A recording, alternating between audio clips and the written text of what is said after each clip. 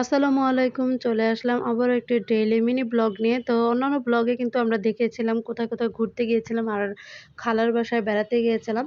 তো খালার বাসায় বেড়ানোর পরে বাসায় চলে এসেছি। তো আম্মু এখানে দুপুরে রান্নাবান্না অলরেডি শুরু করে দিয়েছে। এখানে পাট শাক কেটে-কুটে ধুয়ে নিয়েছে আর মাছ ভেজে নিচ্ছিল। তো মাছগুলো টমেটো আর পেঁয়াজ দিয়ে ভুনা করা হবে।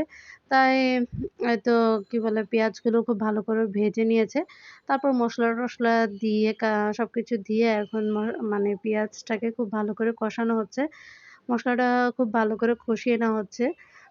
তো যখন কষানো হয়ে গেল, তেলটা উপরে এসেছে, তখন কিন্তু আম্মু প্রায় এখানে ৫-৬ টার মতো টমেটো কেটে দিয়ে দিল। আজকে পেঁয়াজ আর টমেটো দিয়ে মাছ ভুনা করা হবে।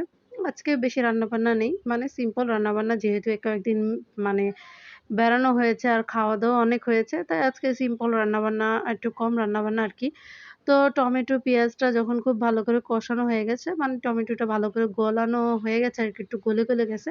তখন ভাজা মাছগুলো দিয়ে এখন পেঁয়াজ আর টমেটোর সাথে একটু ভালো করে কষিয়ে নেওয়া হচ্ছে আরকি। এই তো ৫-৭ মিনিটের মতো টমেটো, পেঁয়াজটার সাথে মাছটা একটু কষিয়ে নিল আরকি। মানে একটু তাহলে মাছটা কিন্তু খেতে ভালো লাগে আরকি। মাছটার মধ্যে মসলাটা ঢুকে। তারপর একটু পরিমাণ মতো পানি দিয়ে দিল। যেহেতু বেশি ঝোল রাখবে না, একটু ভুনা, ভুনা টাইপেরই রাখবে।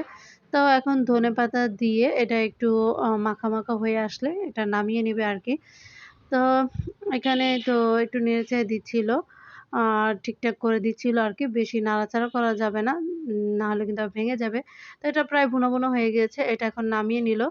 আর যে পাট শাকগুলো দেখিয়েছিলাম এগুলোকে বাগার দেওয়া হবে। তাই এখানে রসুন আর পেঁয়াজগুলো ভেজে নিয়েছিল। আর এখানে কাঁচামরিচ, পেঁয়াজ, লবণ দিয়ে শাকটাকে মানে উনিয়ে নেওয়া হয়েছে আরকি। মানে পানিটাকে শুকিয়ে ফেলা হয়েছে আরকি। তারপরে এখন যখন রসুন পেঁয়াজটা একটু লালচে কালার হয়ে এসেছে তখন শাকটা দিয়ে দেওয়া হয়েছে। এখন খুব ভালো করে একটু ভাজা, ভাজা করে নেওয়া হবে আরকি। তো শাকটা ভাজা, ভাজা করলেই কিন্তু খেতে ভালো লাগে। তো এখন শাকটাকে একটু ভালো করে ভাজা, ভাজা করে নেওয়া হচ্ছে। আর আমরা শাকটা কিন্তু একটু ভাজা, ভাজা হলেই মানে আমাদের ঘরে সবাই খেতে পছন্দ করে আরকি। তো যাই হোক দুপুরে রান্নাবান্না শেষ। তো এখানে আম্মু আবার সন্ধ্যাবেলা আ সুজির হালুয়া বানিয়ে রাখছিল আরকি। তো সুজির হালুয়া খেতে চাইছিলাম। তাই আম্মু এখানে সুজির হালুয়া বানাচ্ছে।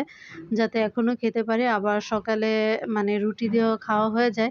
তো নাস্তার জন্য রেডি করে রাখলো। আর এখানে তো আমার ছেলে এখানে খেলতেছিল আরকি।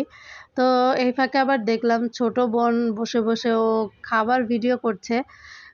ও যে দেখে মাঝে, মাঝে আমি ভিডিও করি বা বিভিন্ন ভিডিওতে দেখে। তো নিজের মতো করে ডালের ভর্তা দিয়ে আর হচ্ছে তরকারি দিয়ে ভাত খাচ্ছিল। সেটা খুব সুন্দর করে ও নিজের মতো করে ভিডিও করছিল। তো সেটাও উঠিয়ে দিলাম যেহেতু ও কষ্ট করে সুন্দর করে ভিডিও করেছে আর সুন্দর করেই ভিডিওটা করেছিল। তাই দিয়ে দিলাম আরকি। তো আপনারাই বলবেন ভিডিওটা কেমন হয়েছে?